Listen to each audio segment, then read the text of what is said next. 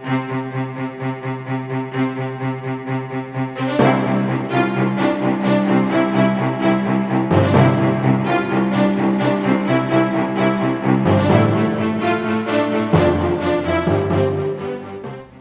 to the Talk of Simsbury. My name is Dominique Avery. Today, the talk is about Simsbury Community Television. There have been a lot of changes going on here that we want to tell you about. We have an exciting film festival coming up, lots of new shows to tell you about. Plus, there are changes in how we do political programming and how we store our programming on the web. My first guests are Karen Handville, who is our station manager, Mark Orenstein, who is an SCTV board member and computer guru, thank goodness. And Althea Graney is here, and she's our SCTV board president. Thank you all for being here. I'm so grateful, especially you, Mark. You came a long way. You actually drove a long way, too. So, Althea, I'm going to start with you. We're making a lot of changes in political programming. What are our viewers going to notice that's different this time? Well, what they're going to notice is that there's an opportunity for candidates to actually do programming themselves. So they'll be able to come in, do a program like any other resident of Simsbury about any subject they like. If they want to come in and do a program about the office that they're running for, what it entails, what it involves, and what they hope to bring to that office, they'll be able to do that. If they want to get together as a group and discuss it, they could have that opportunity also. What else also going to change is SCTV as a service to the community is going to be offering the candidates an opportunity to come in and do a 2-minute soundbite. Basically give information to the residents about who they are, what their qualifications are, anything they want to talk about for 2 minutes. And then we'll put that all together and residents will be able to go watch on television the candidates for office and make informed choices. And that's basically kind of the changes that we expect, that we hope to see. We're hoping that it just opens up opportunities for the residents and the candidates, both. So it's a municipal election this year. Karen, are we going to cover debates if there are debates? Definitely. If there are debates, we'll be there if we can. But we won't organize them. No, SCTV doesn't put them together. So ultimately, to either one of you, is there going to be more political programming on the air or less? Do you know, or don't you know yet? Well, right, we don't know yet because it's still early. People haven't signed up for production time yet, but we're hoping for more. Essentially, the changes that we made, the restrictions that we had in the past were certainly based on our technology at the time. Being tape-based and 2-hour tape limits did prevent us from doing longer programs or amounts of programming at the time. But at this point, with all of the restrictions lifted, people can come in and produce as much programming as they would like. And then in addition, the new thing is the 2-minute Meet the Candidates piece. So people will be able to either watch online or watch on TV. Both. Those little short things, and then they'll get a view of all the candidates. Now, are we talking about zoning commission as well? And every candidate, everybody? Okay. Every candidate's going to have that opportunity. So I noticed you have set aside a bunch of days for people to come in. So we'll see. We hope. Will see. We hope. Right. So Mark and Karen, Mark, thank you so much for coming here from your vacation. We are making some other major technical changes, as I alluded to, involving the cloud. Mark, what is the cloud and what does that have to do with us? Well, the cloud is an advantage for us, much as it is for a lot of enterprises that are around these days. It allows us to offload a bunch of hardware into a cloud. Somebody else manages it, somebody else supports it. It's part of the digital era where a bit is a bit is a bit, whether it's audio, whether it's video, whether it's a database. It can go into the cloud, it can be transferred to us, and we can have hardware here, minimal hardware, that just injects it into Comcast and into UVerse. So it's a major advantage for us. It avoids capital expense as well. We become much more capable of upgrading when we're paying a rental fee, if you view it that way, or a lease fee, rather than having to do a major amount of fundraising every 5 or 6 or 7 years to buy new equipment. So the cloud is an internet creature. You have data centers around the world, and we don't know where our server is. We've contracted for it, along with a consortium of other community TV stations in Connecticut, and our programming is going to be uploaded to the cloud, to our particular portion of the cloud. It could be anywhere, really, and could be backed up. And if we have more needs for it, it's elastic, we can pay more, or if we have less needs, we can contract a little bit and pay less. But we can focus on what we need to do, which is programming. So Karen, before, I'm assuming we haven't fully put the cloud into effect, but before now, we used to have something called a server. So we used to have to put all our programming on this server and download it to program it from there. Is that sort of? Well, yeah, we had a local server that plays back all of our... That's a piece of equipment. Yes. It's a major piece of hardware. Yeah. And it's been on 24/7 since we purchased it 7 or 8 years ago. And it's eventually going to fail. And it's also not capable of allowing us to play out HD programs. 7 or 8 years is a dinosaur. Right. And so the cloud services will allow us to upgrade as technology changes, as potentially the cable company allows us to have an HD channel, for going forward. So it's without having to replace hardware with hardware every so often.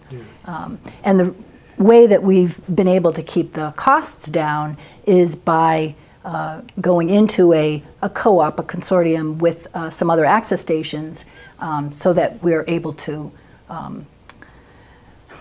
manage the costs, basically. So on the cloud, as far as I can tell, and I'm really technologically backwards, the stuff that we put on our website has been on YouTube. Is that going to change? Yes, Yes. the capability of having our own playback for on-demand viewing is part of this. I think we will probably still try and keep a presence on YouTube just because it's so recognized and used by people, Right. and it's a good way to be seen. But the fine print, you upload something to YouTube, they own it. So we want to get away from that so that we have control over our programming. One more question, Mark. I'm sorry to interrupt you.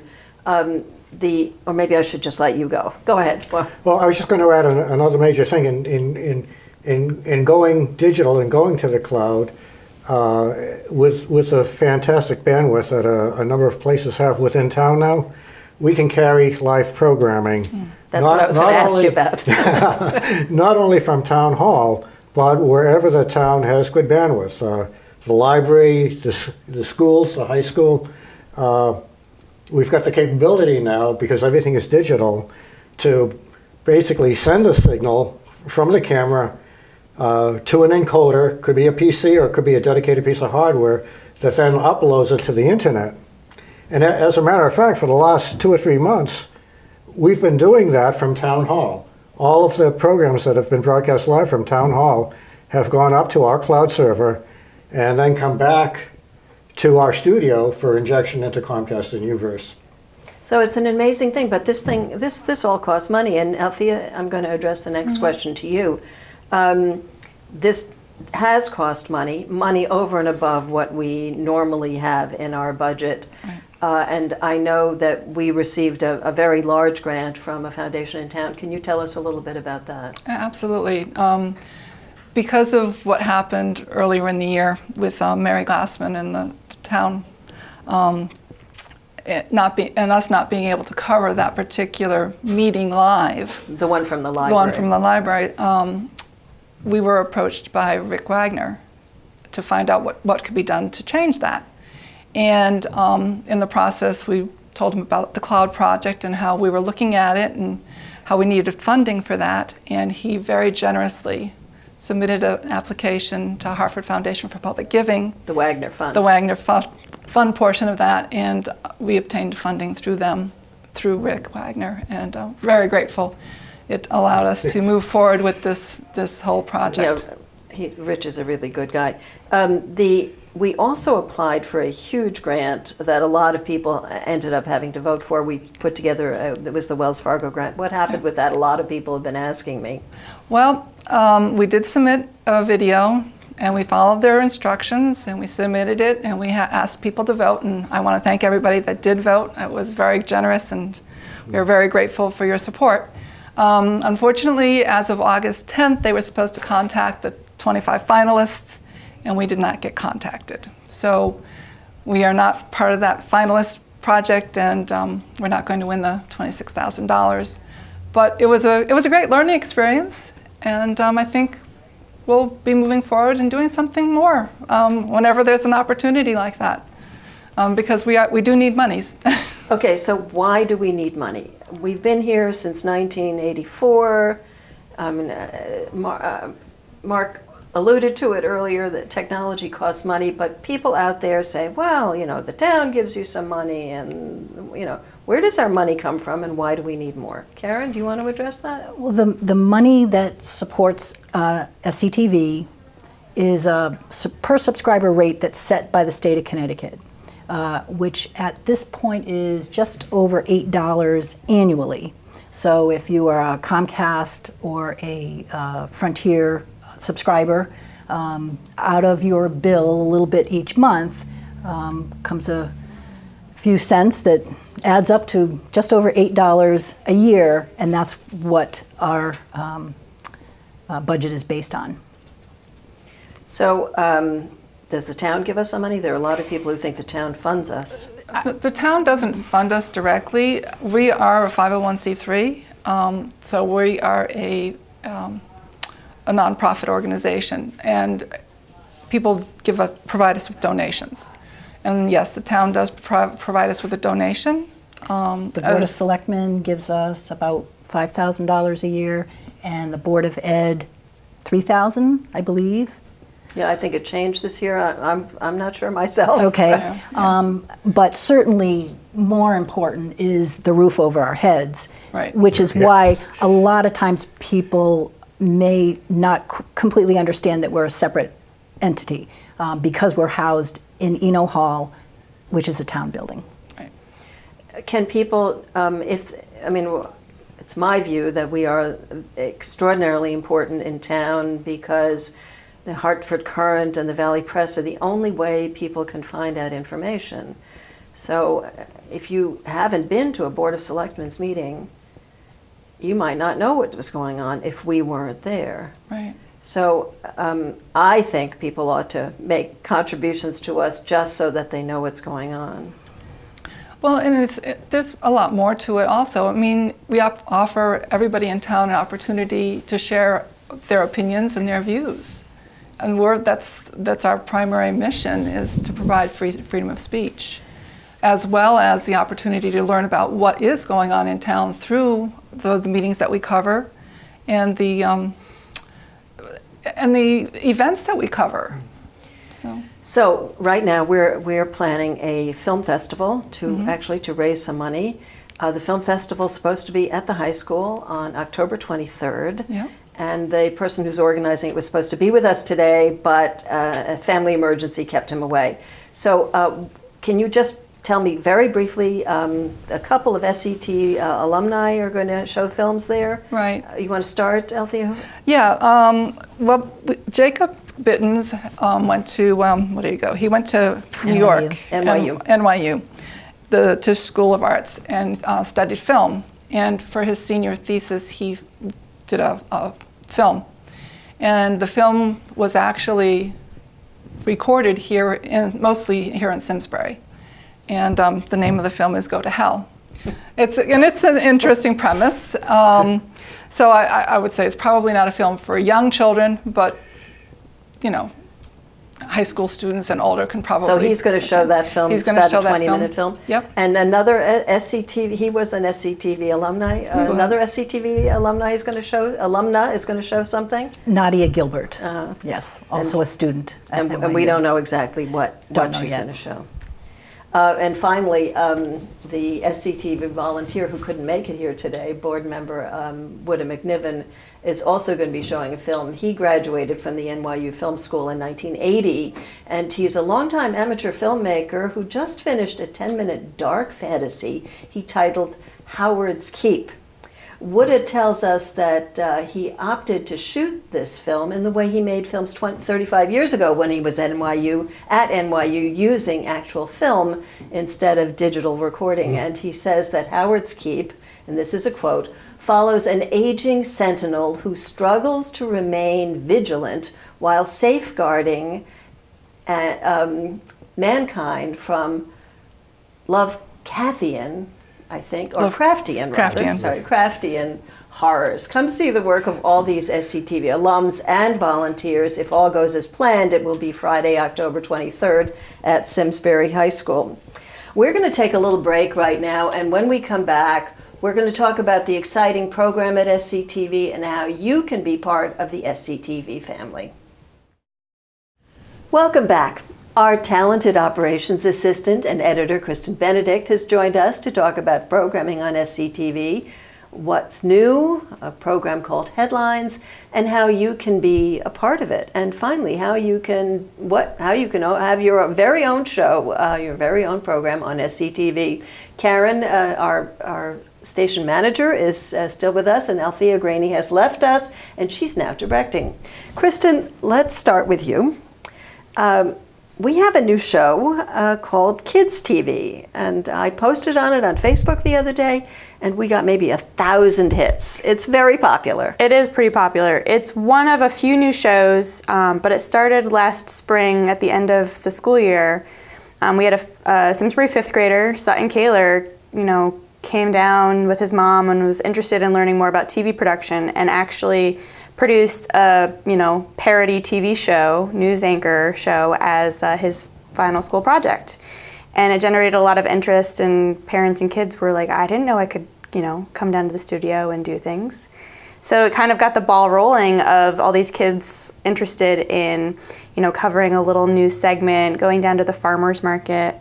The first two girls, Betsy Kellogg and Aubrey Bailing, went down to the George Hall farm and the farmer's market, and it was all about how kids can eat organically, locally grown food, and it's just kind of anyone interested, kids of all ages with a parent to supervise, can come down, learn the equipment, and produce their own show. That's a great thing. And then the second show I thought was really good as well, and that was a few kids took it upon themselves, students at Henry James who were going into the 8th grade, did this lovely little show on introducing elementary students to the new, bigger junior high school, and I thought that was a really sweet idea. SCTV is everybody's station, and I'm so glad that people are using it. We have some other new shows. Yeah, well, the Henry James orientation was also just, a part of some of the footage that we have. We have maybe 2 or 3 more kids' TV episodes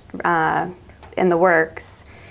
We have a new program this fall, Time for Healing, with Marianne Porter, looking into and discussing alternative healing practices, Reiki, healing energy, and just, I believe, a general spiritual well-being of a way to approach life.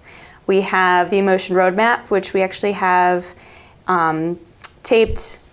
It's a call-in radio show that Chuck Wolf hosts and is now recording for SCTV. So it'll look like it's live on the air, but it's not live on the air. But you can still listen in. He does a show 3 Sundays a month, so we're and it's a good listen. I put it on in the background while I'm doing other video editing. And Chamber of Commerce has a fairly new show as well. Chamber Chat has been going on since this past spring, but throughout the summer she really picked up.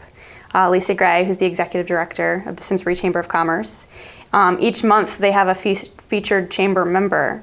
So each month she brings a local business owner down and interviews them to promote their business, but also the Chamber of Commerce as a whole, for Simsbury business owners to get involved. So we have an amazing number of shows that we actually do, and for a small station like we do, we have a lot of shows about Simsbury. Yes. And you can get a lot of information on this show, the Talk of Simsbury. We have the Simsbury View. Simsbury Woman. We have Simsbury Woman, right. It's and you can really learn. Somebody came up to me the other day and said, "Oh God, you can learn what's going on in Simsbury by watching Channel 5." Well, I'm glad to hear that, because that's the intention. Right. Yeah. Karen, you do a show called Headlines, which is, as far as I can tell, it's sort of a video calendar, and it runs twice a day for 2 weeks. And you have people come in and be part of it. Tell the people what is Headlines and how can they be part of it? Well, first off, Headlines is the only program that SCTV is actually producing at this time. All the other programs are all produced by volunteers in the community about anything that they would like to talk about on their programs. Headlines had sort of, well, it originated with Annie Costello, who lived in town at the time, has since moved away, but the show had sort of evolved into a great platform for short form video, a couple minutes piece, let's say. Last minute, somebody comes in, they wanted to do a promo for an upcoming event. They didn't give themselves enough lead time to actually produce a half-hour program to run ahead of time.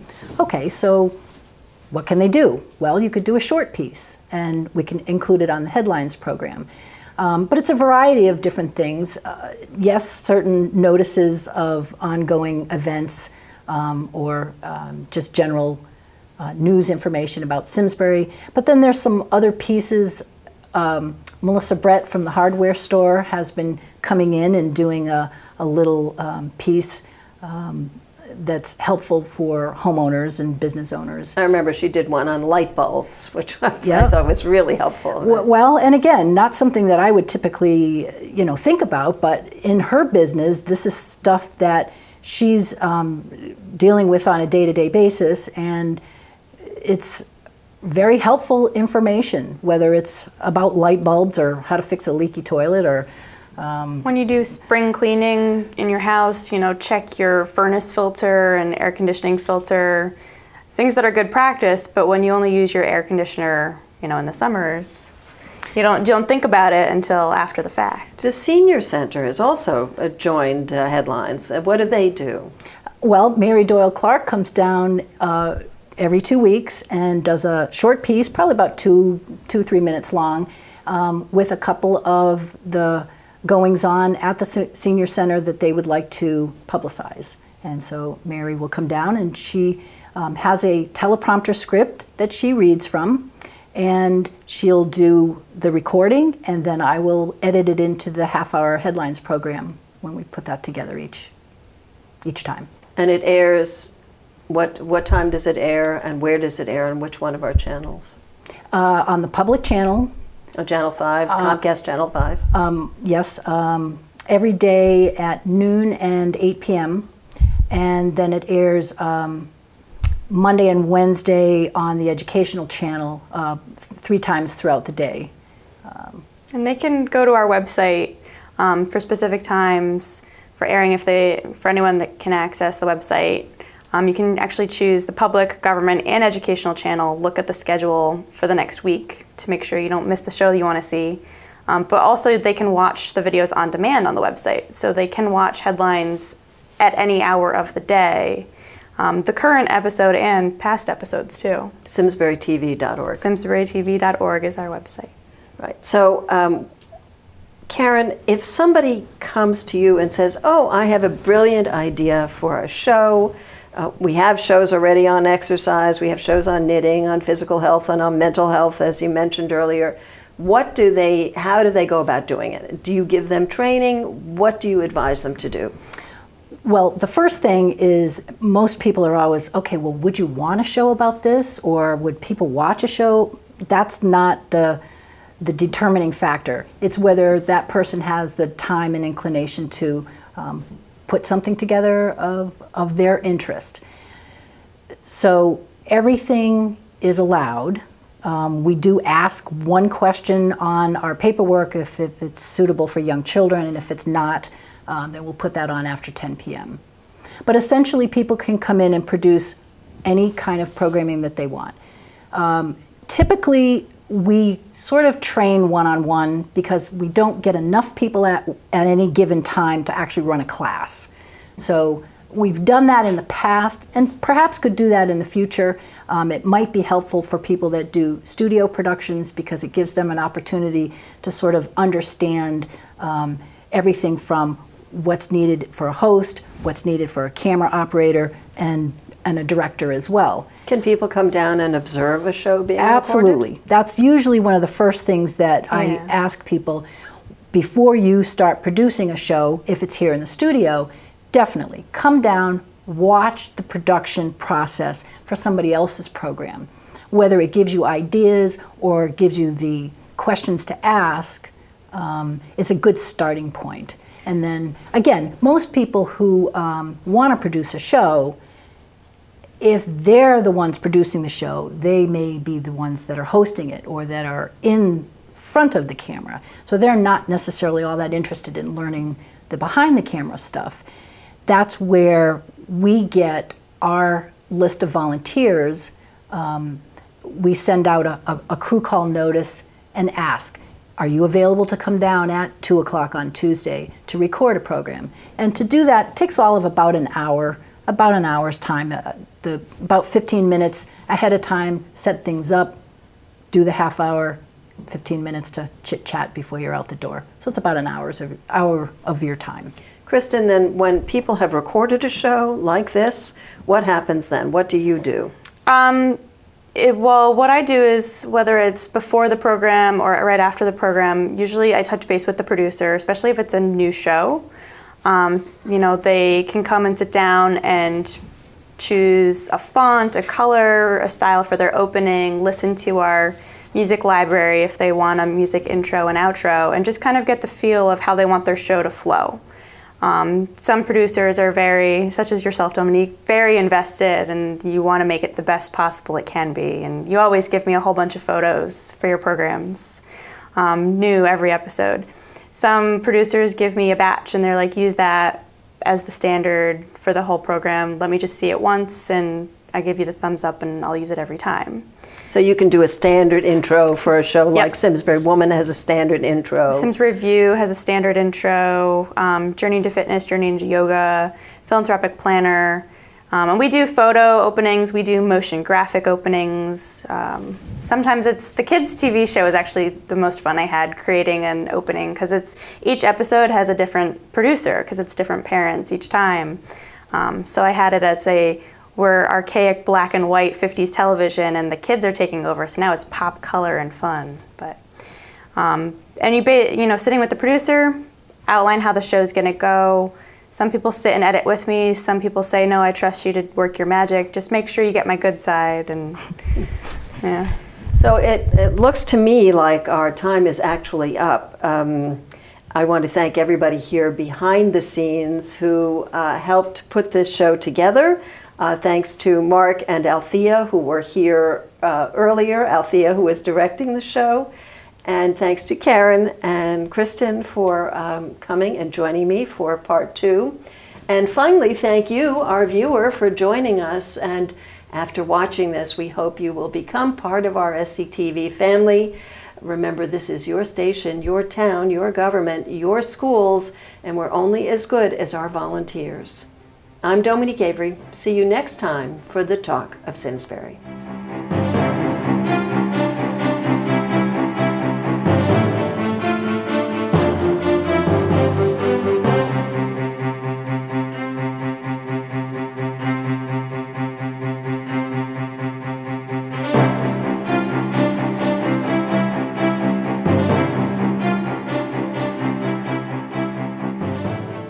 Funding for Simsbury Community Television is provided in part by contributions from viewers like you. Thank you.